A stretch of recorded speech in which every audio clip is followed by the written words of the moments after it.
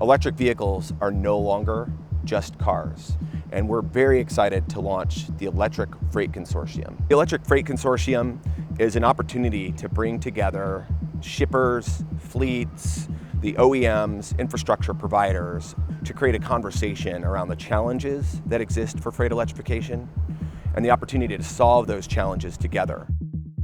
Recently, we've had the passage of the Inflation Reduction Act and the Bipartisan Infrastructure Law, along with the CHIPS Act. This is really a once-in-a-generation opportunity to take this huge federal investment and match it now with the technology that's finally there. At Volvo Group, we say partnership is the new leadership, and that is what makes initiatives like the Electric Freight Consortium so important to introducing heavy-duty zero-emission vehicles into the marketplace. We feel like this is a great step in bringing OEMs and fleets together, starting the collaboration and really promoting the importance of going zero emissions in freight transportation.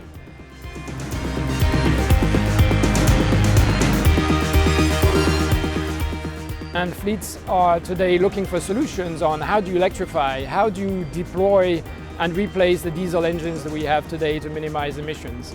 It's not an easy task. We have huge challenges ahead of us. We need to all get together to resolve the issues around this. And this is the importance of the creation of the Electric Freight Consortium. We've deployed 645,000 chargers globally for passenger vehicles, buses, trucks, fleets, and more. So we look forward to working with the EFC to continue to work with our partners to help deliver the most reliable charging solutions to all industry.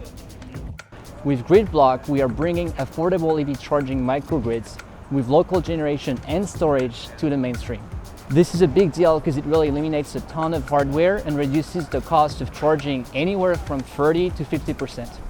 Converting commercial vehicles to zero emission is one of the enormous opportunities to improve quality of life in our densely populated urban areas.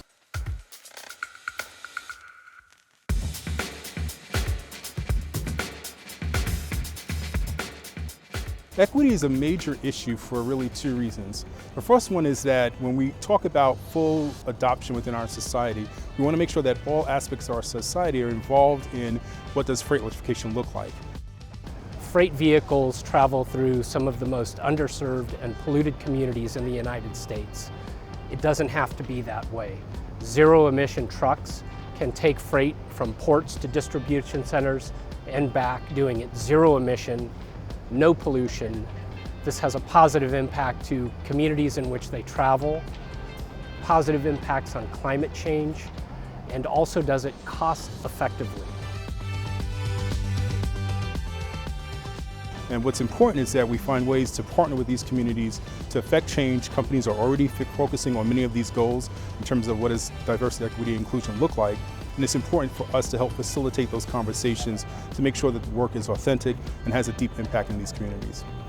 I think I speak for all the members of the coalition. We all believe that commercial vehicles are a real opportunity, not just for what it does for the fleet operators, but what it does for the communities in which these vehicles operate.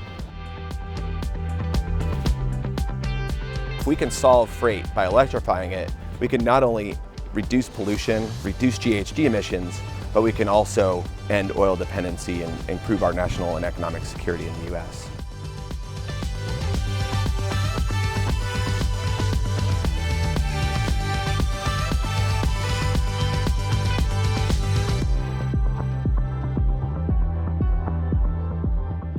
It's not going to be easy, but if we work together in consortiums like the EFC, we're going to succeed.